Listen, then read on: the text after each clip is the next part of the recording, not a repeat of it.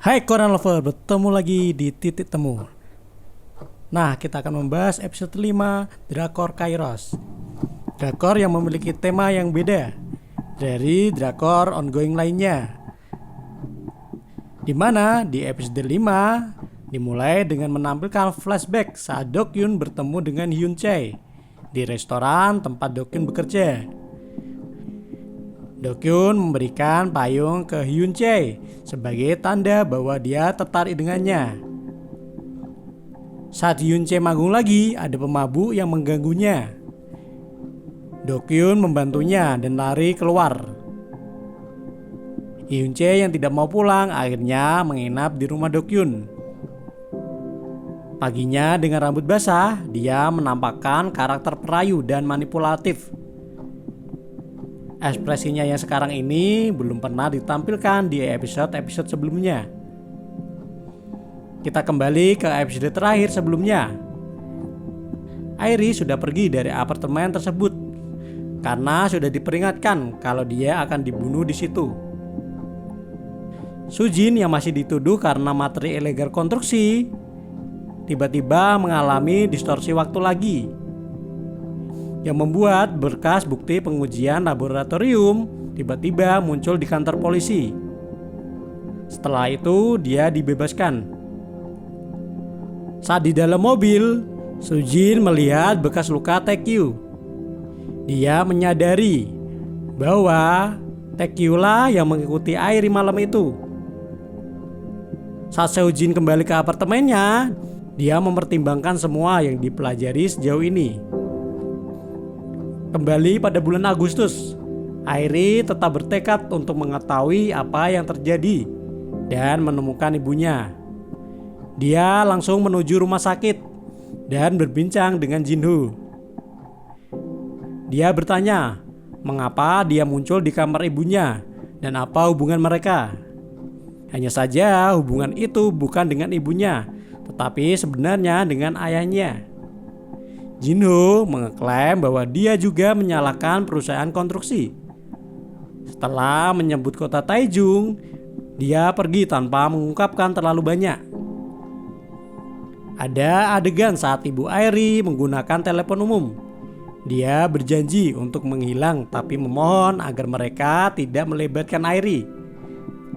Ketika dia menutup telepon, dia bersumpah akan membalas jika mereka menyentuh putrinya.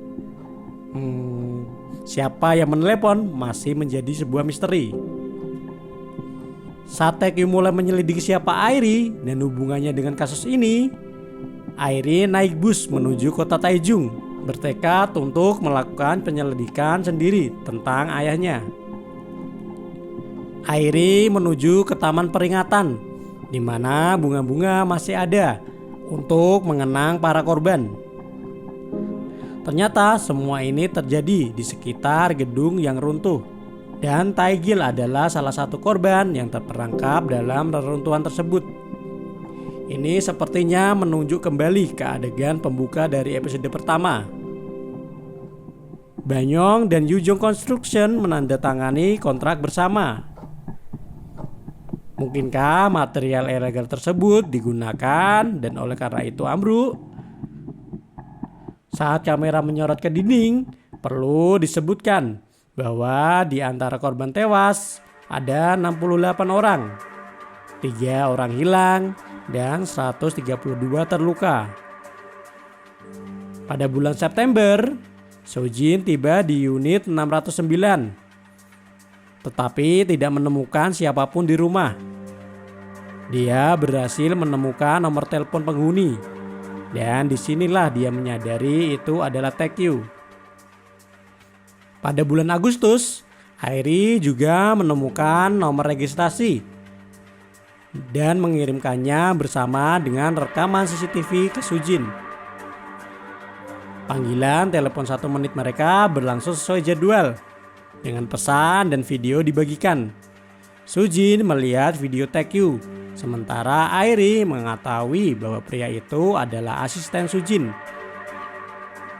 Airi mengungkapkan runtuhnya bangunan 19 tahun lalu dan bagaimana Yujung terhubung dalam tragedi itu. Sebelum mereka dapat berdiskusi lebih lanjut, waktu 1 menit sudah habis. Dan sekarang kita memotong kembali 19 tahun yang lalu dan melihat saat bangunan ini runtuh. Pencakar langit besar roboh dengan seluruh bangunan runtuh ke tanah. Ini adalah momen yang mengejutkan dan juga menakjubkan secara visual. Pada bulan September, Sujin pergi melihat Jinho. Hanya saja ketika dia sampai di sana, dia menyuruh Taekyu masuk sendiri dan menanam pelacak di bawah mobilnya untuk mengawasi kemana dia pergi. Saat Taekyu pergi, dia tidak menyadari bahwa dia sedang dilacak.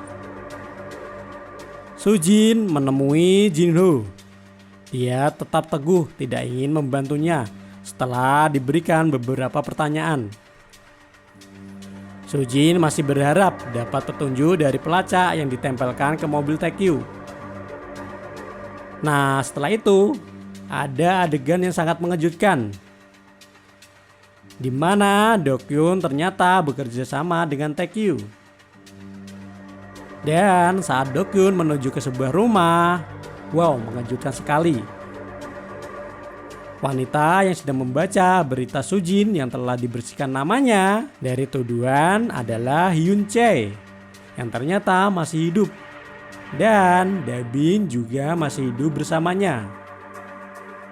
Semua orang yang dekat dengan Sujin berkonspirasi melawannya.